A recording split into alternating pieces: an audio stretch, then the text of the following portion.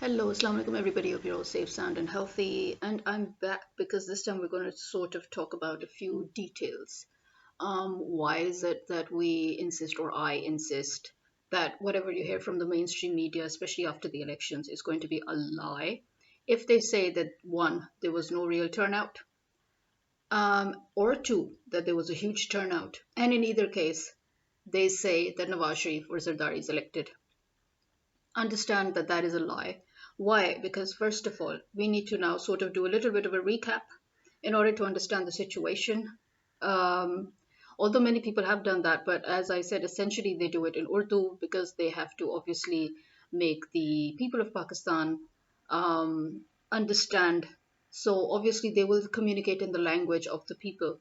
But in my case, the reason I'm speaking in English is because I want that those people who are out of Pakistan and who are not necessarily fluent in Urdu, that they also need to understand the situation before they get fed lies by the Western media or by our own mainstream media. Okay, so first of all, you need to understand one thing. Um, Keeping the statistics in mind, they would probably claim that because 9 to 10,000 PTI workers are illegally arrested as of now, even now, okay? As we know, many of them have undergone illegal trials in the military courts for the false flag operation of 9th May. So that is one factor. The other factor is that even now, as we speak, candidates that are opposing Mariam Nawaz and candidates that are opposing Jahangir Tareen are very, very mysteriously disappearing every single time. They disappear, then they reappear, then they withdraw. But now here's one thing you need to understand that will counter it. Number one, we have 313 women candidates for the first time in our history after God knows when, or probably never, really. I mean, if I'm not counting the actual foundation of Pakistan, then this is the first time in history that we have had a large number of women candidates come up. And this, remember, is what I've talked about how our men are actually right now and behind the scenes, and our women are actually coming up in front fighting the illegal acts of the establishment, despite the fact that the women have actually faced much worse than the men, but they're standing their ground, as opposed to a lot of men who, like cowards, basically just, got swayed or did their press conferences or whatever it is. But the women, despite all the hardships, despite the sexual assaults, despite the threats of sexual assaults, of the women of all ages have stood their ground, even though many of them are actually still in jail. But even though they're still in jail because everybody knows it's illegal, so yes, many of them are still contesting the elections. Remember that. So we have 313 women candidates for the first time, and PTI, again, now here's another thing. So PTI is not allowed to campaign for the elections, but now remember, I think yesterday was the last day anyway for campaigning, and PTI did its share of campaigning. As we know, it tried virtual campaigning, which the government tried to clamp down on by shutting down the internet. Then they did a door-to-door campaign, by the way, then as opposed to Nawaz Sharif, who was calling people up and saying, you have to vote for me, PTI actually was just calling its own workers. Remember, every party has a list of their voters. PTI, being more organized than others, has a complete list, and all they did was basically call. First of all, they made 2 to 3 types of calls. One of the calls was to ensure that their voters know exactly who the confirmed candidates are and what their symbols are, because as we know, the mainstream media did not give that information, and the government and the election commission of Pakistan and the judges, and the army and the establishment, and the law enforcement, they all worked together to basically um, fabricate information, to provide misinformation, disinformation, to lie basically through their teeth, about candidates dropping out or candidates withdrawing and this and that. So to clarify this confusion, first of all, the PTI candidates, their members, their team members, their workers, they took steps in their own constituencies to call up their voters, and to make sure that the voters know exactly who they're voting for, who the candidate is, and what their symbol is. Second, They worked hard by, again, ensuring that their voters who have been displaced from their original polling stations, that they be facilitated by at least finding out exactly which polling station they're supposed to be going to. Number three, they created a portal which the government kept on trying to close down. In that portal, again, if you're still confused, you can just type in your constituency and you get your candidate and you get the symbol, you get all the details, the relevant details for the elections. Then they also furthermore called their voters to confirm, very politely, if they indeed were still voting or not. Unlike the Nawaz Sharif people who were calling us saying you have to vote, they were not saying you have to vote. They were asking you that, are you still with us and do you still plan to vote? So there's a huge difference in approach here.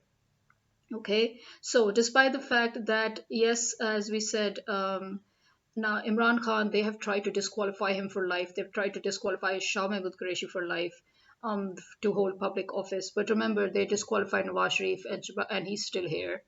Then the rigging that they're doing, as I've mentioned in my previous episodes, the rigging that they've been doing, to ensure that People's Party and PMLN, which is Nawaz's group, and JUI, which is Maulana Fazl Rahman, Maulana Diesel's group, that they come into power. They have no control over Baluchistan and KPK and the northern areas, which is always where PTI does always gain strong foothold. That is their, that is their territory. That is PTI territory, 100%. And those people are not like, the people of Sindh or Punjab, where you can very easily get away with rigging. Also, because I guess the population is lesser than Punjab. So that's again a problem. See, that is one of the reasons you rule Punjab, you rule Pakistan, as we say, because Punjab is supposed to be the king of, of elections, in other words, because of the population. It is the largest province in Pakistan. You need to understand that. So when they everybody, in politics, every time the whole concentration is get Punjab, you get Punjab, you get Pakistan. Punjab is also basically PTI's territory, but no, this is a place because, as I said, because of the large population, the pockets, the remote regions, the pockets they're in. Because of that, rigging is very, very possible and always has been done. Despite the fact that the people of Punjab are right now extremely peed off. They have lashed out at Mariam Nawaz. They have lashed out at, um, what's his name, Nawaz Sharif. They have lashed out at Zardari. For People's Party, to be honest, in Punjab, there is never a place. For a very long time, there was never a place. Although people claim that in the southern Punjab, they do have a place, but that is actually not a place that they have. It's basically a place that is always given to them, if you know what I mean. So, these seats that they do manage to hold in southern Punjab are usually given to them. It's always part of a deal.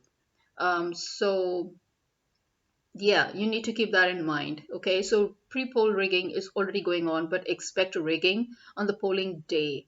Okay. Also remember we have an FPPS system, that is, the thanks to the British. Actually, even America has the system, but the problem with, and even India, but the problem with this system is that this is actually what makes rigging so easy.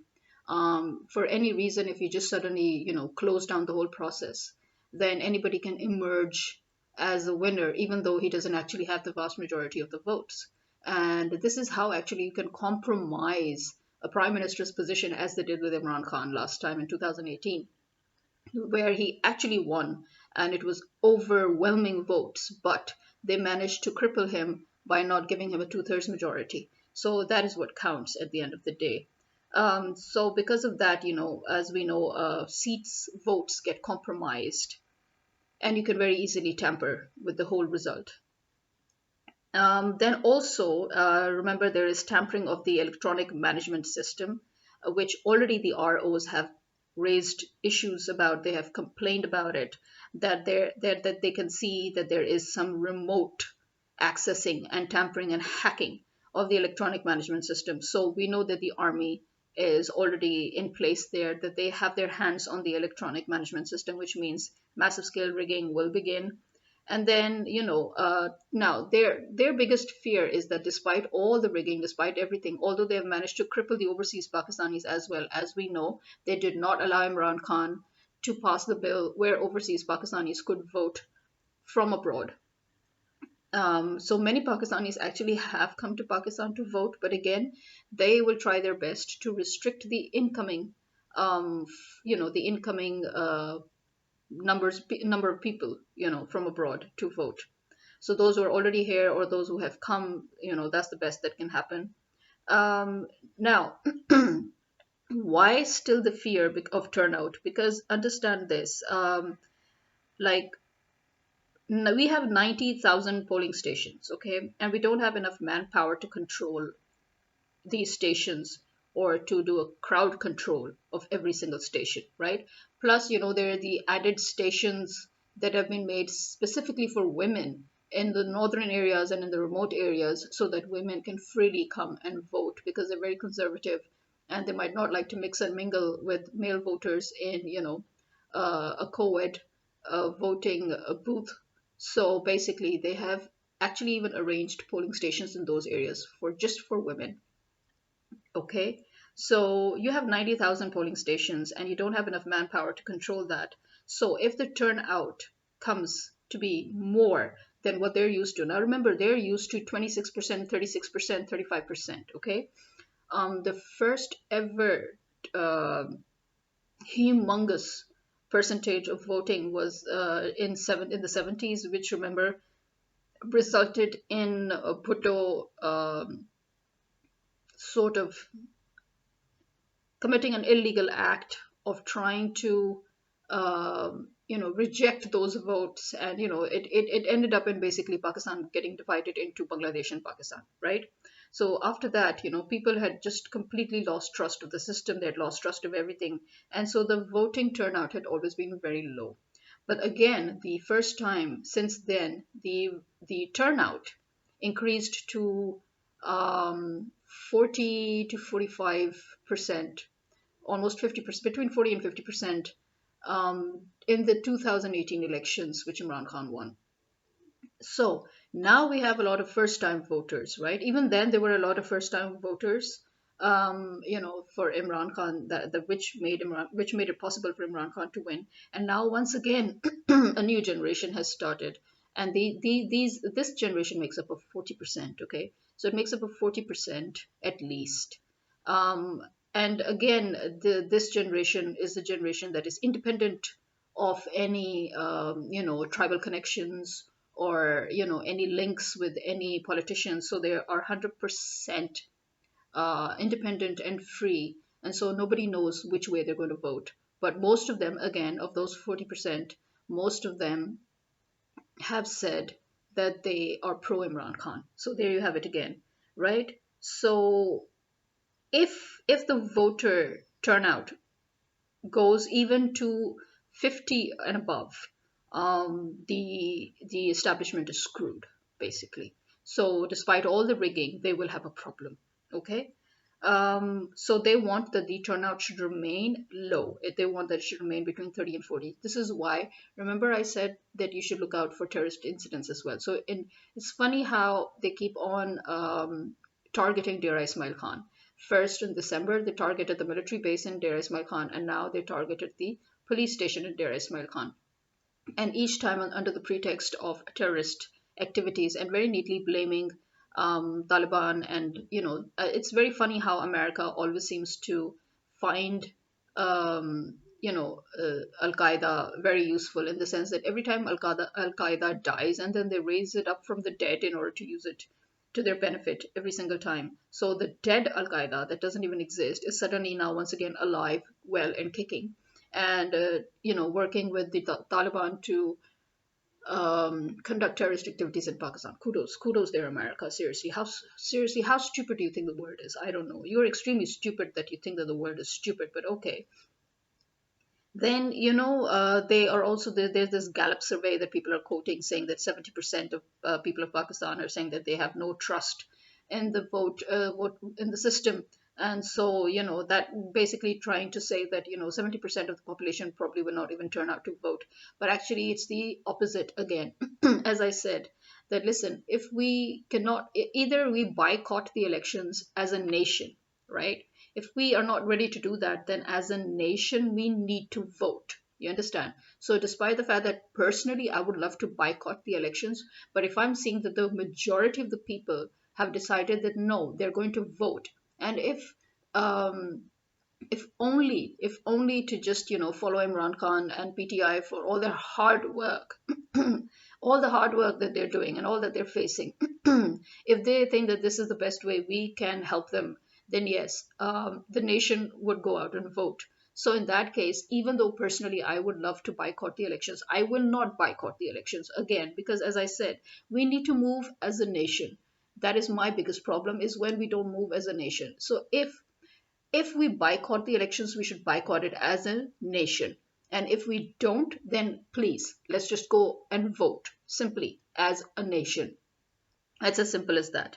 Because, as I said, the more the turnout, the lesser the chances of them having complete control over the election, complete control over the results. They will have to give way at some point, which again can just result in a mess, as it did last time, that you will still have a coalition government and you will still have a lot of people that are going to try to overpower PTI if they don't get their majority. Yes, but still, it will help us in the way that, that concrete steps that I'm talking about again and again, that how can we make sure that we topple the government if it's not the right government. So yes, this is where actually this can help, because if there's a large turnout, we vote, right? Then at least we get a hodgepodge of an election result. That is to our advantage. Why? Because then nobody will have a complete grip. You understand? America, its minions will not have a grip on our system. The state managers will not have a grip, but the people will have a grip. And with that, we can, as I said, we're not that nice of a people. Have you ever seen any government complete its tenure in Pakistan? No, not a single one. So what makes you think that after doing all this, you are actually going to stay in power? You're not. We give you 1 year max, and 1 year we're just going to topple you all over again. So again, as I said, I know America needs just 1 year. 1 year is more than enough for America to wreak havoc in Pakistan. But still, it we still will have a grip on stuff. Right. Now, speaking of the disappearing candidates, Jahangir Tareen, which everybody is extremely, extremely disappointed in Jahangir Tareen, that he was actually supposed to be a respectable, educated man. He was one of the oldest members of PTI and one of the oldest, uh, you know, uh, partners, you can say, of Imran Khan, helping him all the way. And then sudden and it was Jahangir Tareen's own words that he said that no matter what they do to try to separate me from him, I will never backstab him. But then the first thing you do is you go and backstab him. So his son is trying to defend him and make excuses on his behalf, showing that even his son realizes what his father is doing is wrong. But still, so as we know that first at least two candidates have been forced to withdraw because they want that Jahangir Tareen should run unopposed, like how they want Maryam Nawaz to run unopposed, so that he can get into the National Assembly. And the recent most was Ifat Sumru, who, as we know, went missing, but then she came back. On 5th of February, on the night of 5th of February, that's the day before yesterday at night. But after that, nobody heard any announcements from her. So, most probably, again, she too has been forced to withdraw. But again, the PTI people, because they already are expecting such things, they have backup. They immediately put up Rao Qasim, who was their backup in case Ifat had to withdraw. And so now he is the candidate in her place, right? Now we have again Sanam Javed, because it's very similar to Sanam Javed, who disappeared and after she withdrew from the elections. But in her stead, then she nominated another PTI candidate, Mia Shehzad Farooq. This is the same Mia Shehzad Farooq who, when he was illegally detained, his young son Ammar succumbed to death, when he fell into depression and then he became ill and he couldn't see his father, he couldn't find his father, and then he finally passed away. So this is a very strong candidate. Um, and we can understand why Sanam Javed would say that, yeah, or PTI would say that, yes, okay, if Sanam Javed is forced to withdraw, then we have a better backup. So yes, because even as we speak, he is being blackmailed, he's being cajoled, he's being tempted, he's being pressured to drop out, but he is standing straight up. According to Imran Khan, the journalist, PTI has a strategy in place to counter the Lodra move in case anything else happens, and that they will announce it right at the end when nobody can do anything about it. So let's hope, fingers crossed there. Although I think maybe that the strategy was really just that, them bringing their backup Rao.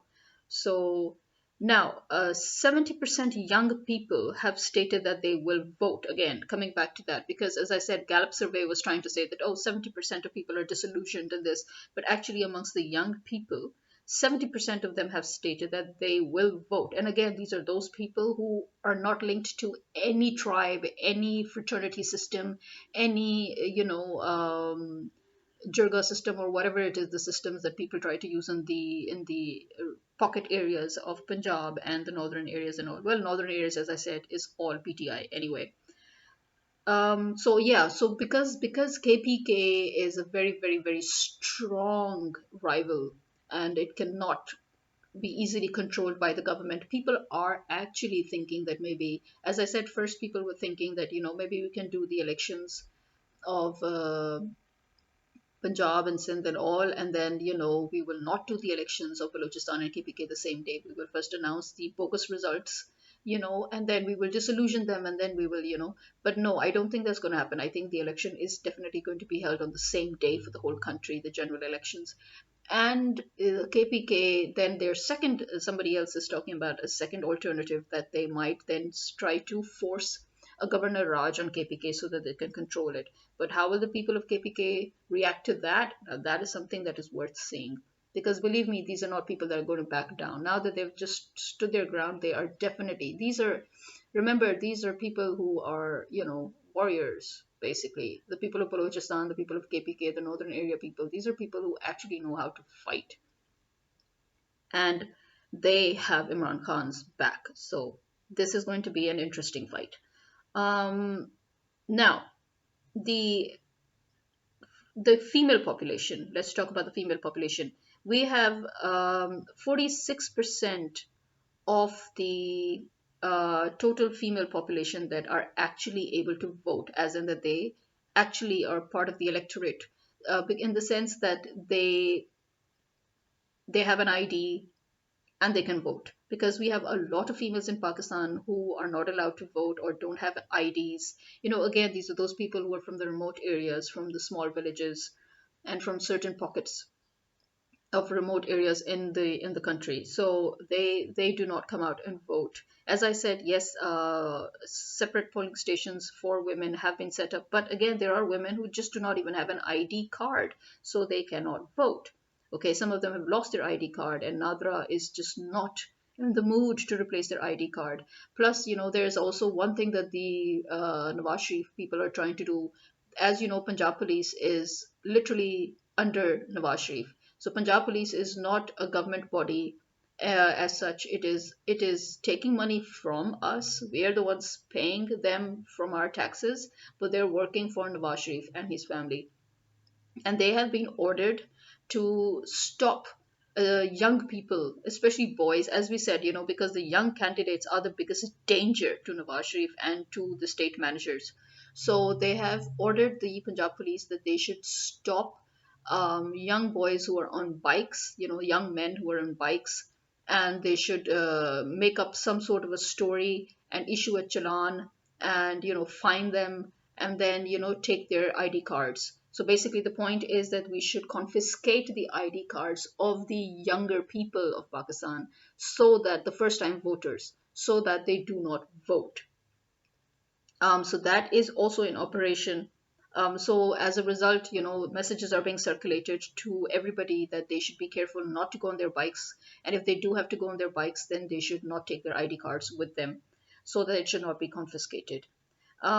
So here we have it. Now, here's another thing that they are thinking, that because women, the voting percentage, for women, the female voters percentage is so low, they're thinking that maybe somehow they can manipulate that. But no, actually, again, contrary to that, you will see a rise. The fact that the Baluchi women came out like that, that is in itself, it's telling you something, right? The fact that Zartaj Gul, where it was not allowed to campaign, and she went to the local market and thought, okay, I'll campaign here, and she was literally surrounded by police, all men police, and they thought that they could get away with that. Again, this is the northern areas you're talking about. You can't get away with such things. So the people, when they saw what was going on, they didn't even know she was there. But when they saw the police there, then they started wondering what was going on. And when they saw that she was standing right in the middle, or sitting, you can say, right in the middle, very calmly, while she was surrounded by a pack of wolves in police uniform. Then the people started berating the police. They started yelling at the police. They scolded the police. They're like, you people are, animals, and you are traitors, and you don't even know who you're working for. And, so you've lost it. You're insane. And they just pulled her out of there. So the public literally pulled Zartaj Gul out of there, and they did not allow the police to even move or even peep. So these are the kind of scenes that now people are witnessing. Actually, this is something that the state is witnessing, that the people are protecting their candidates, as we have seen time and again. Throughout these campaigning times, we have seen that whereas people cannot be bothered with Nawaz Sharif and with Zardari, in fact, people are literally flagging them down and telling them that you need to get lost. But at the same time, these same people, they are trying their level best to protect PTI workers, to protect their candidates.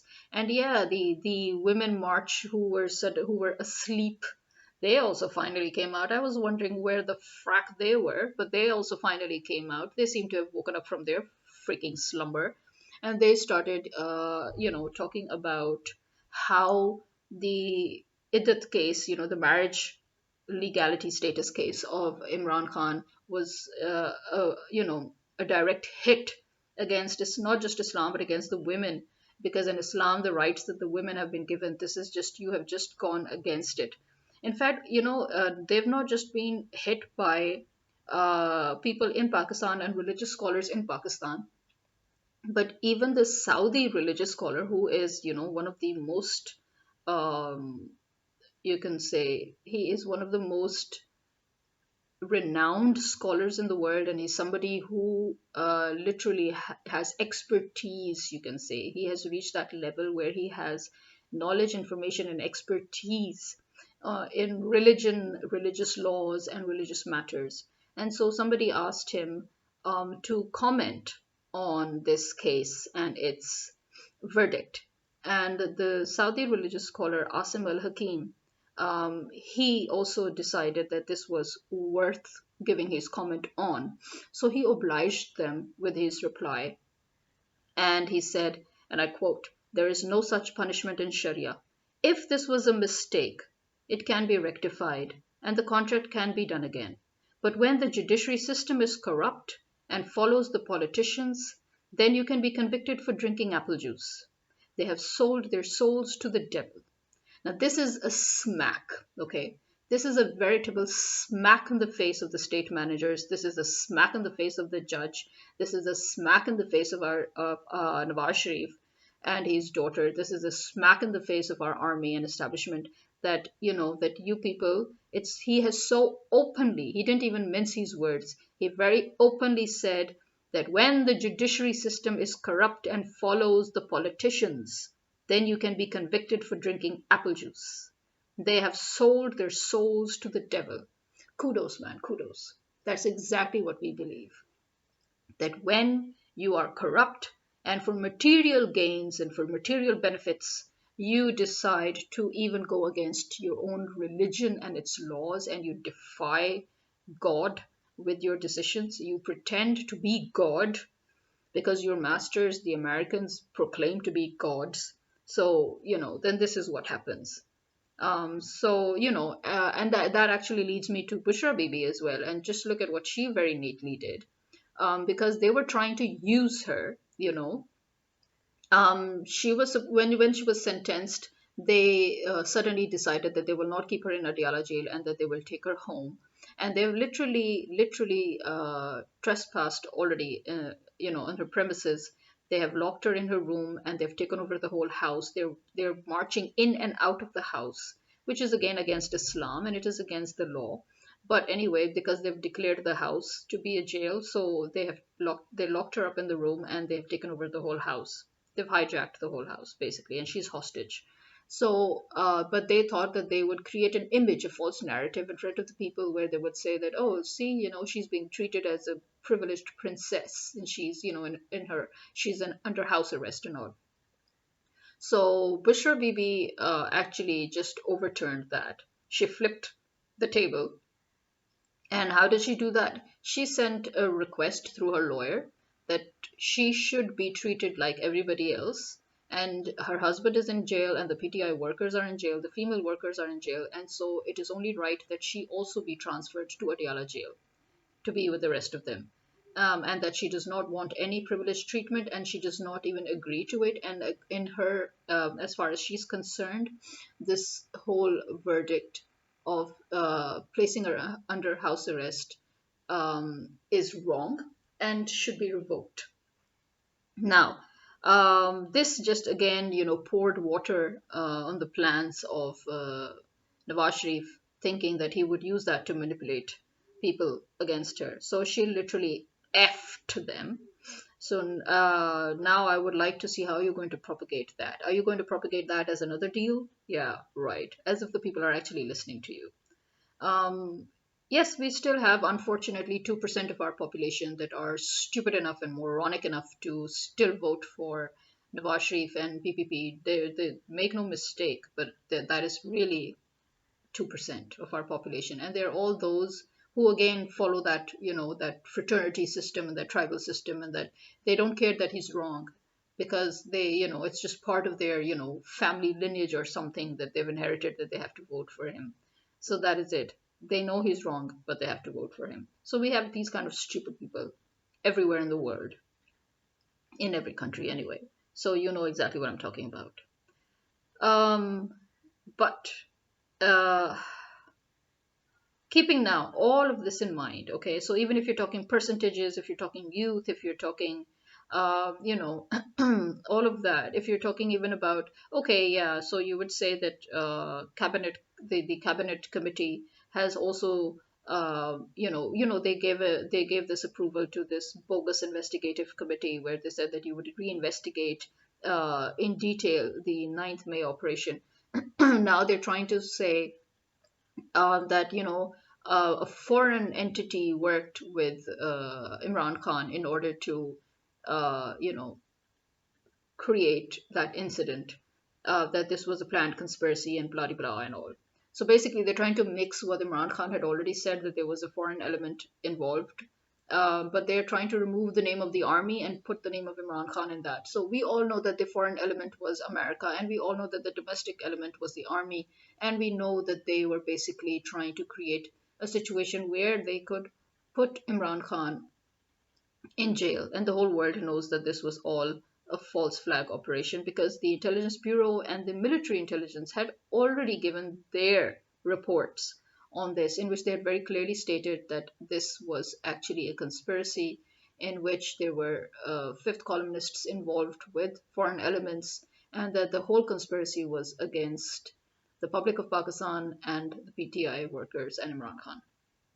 But obviously now they're going to try and rewrite that whole report and place it in the investigation committee's report, saying that, which they've already done actually, saying that, oh no, there was a foreign element, yes, but they were working with Imran Khan. Yeah, right. My butt.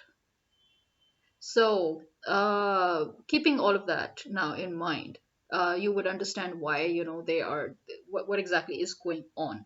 So even if you forget the percentages, the 46% of women and the 40% of youth and all that, um, the fact remains that these elections are going to be tricky. And it is true, as I said before, is that we have to act as a nation. The whole nation has to act as one body. Okay. So again, as I said, that I would love to boycott the elections, but if the whole nation has decided that they will give it a go, that they will give it a go, and they will get, they will help, Imran Khan and PTI and all the workers, that, but they will help them by actually voting, then yes, then I will vote too, right? Because as I said, we have to move as one body.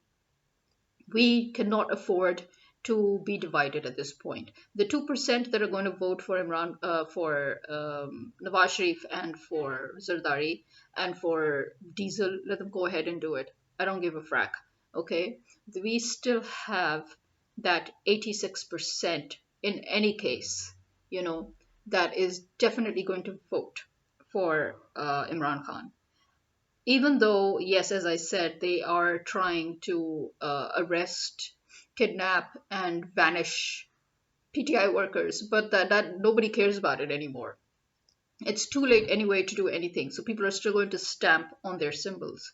Okay, they are still going to be candidates as far as we're concerned, and there are a few PTI candidates who are in fact too strong to be dealt with. We're banking on those as well, right?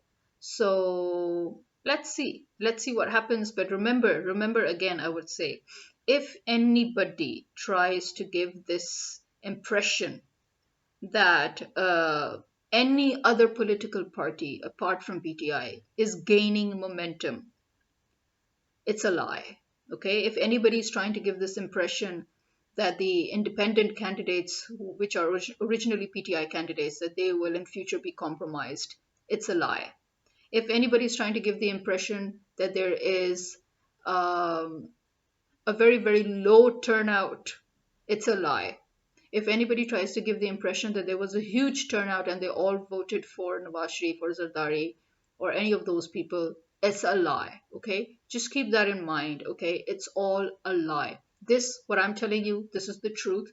And the reason I am telling it all in English again is because we have a lot of, thankfully, many of our journalists that managed to flee the country. They are doing their due diligence, they're doing their duty, they are telling the people the truth in the people's own language. They're communicating with the people of Pakistan in Urdu. They're giving them all these statistics, they're giving them all these details, they're giving them every single thing that they need to, right? You have Wajahat Ali, you have Muid Pirzada, you have Usama Ghazi, you have Makhdoom Shahabuddin, you have three, four others, Sabir Shakir, you have them all, okay?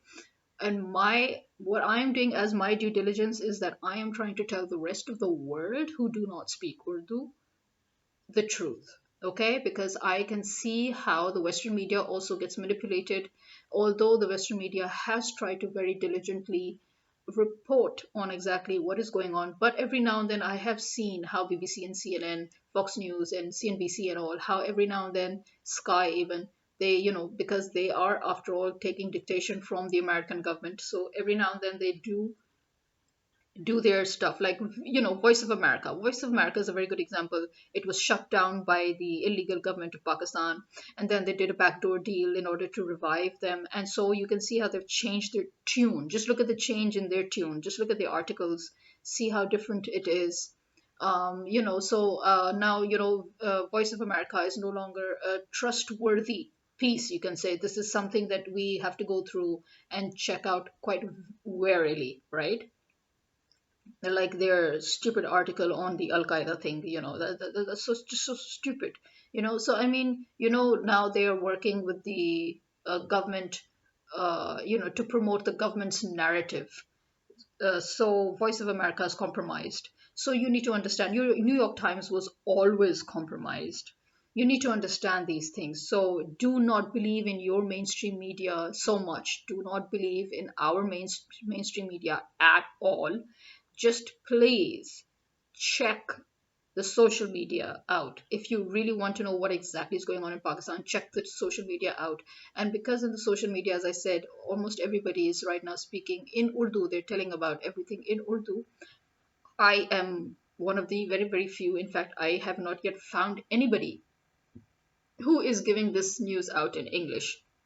And that is why I'm doing this, okay? So I am basically saying it out loud to the rest of the world. Do not get fooled, okay? This is exactly what is going on in Pakistan, and tomorrow is the election day. And tomorrow, after I've gone and voted, I will tell you what happened. Okay? Although, as remember, the voters have been asked to sit there all the way till the end to make sure that the ROs don't do anything, to make sure that, the signatures are done right, to make sure that there's no rigging as, while the voting, because as we said, rigging also takes place while you're voting. So to prevent all of that, we have been asked to sit there. Not everybody will be able to sit there, to be honest, but a lot of people have made up their minds to hunker down. So let's see again what happens when people choose to hunker down. Okay. So this is, inshallah, tomorrow. I will definitely try my best to upload the podcast. Remember, I also upload my podcast on YouTube for those who find it easier to go through YouTube. But again, I do not promote or market my YouTube as much. And also because one or two mainstream medias on YouTube suddenly have noticed me, and they have sort of, reported to your YouTube censorship, and YouTube is very, very promptly working with them to put my content on zero visibility.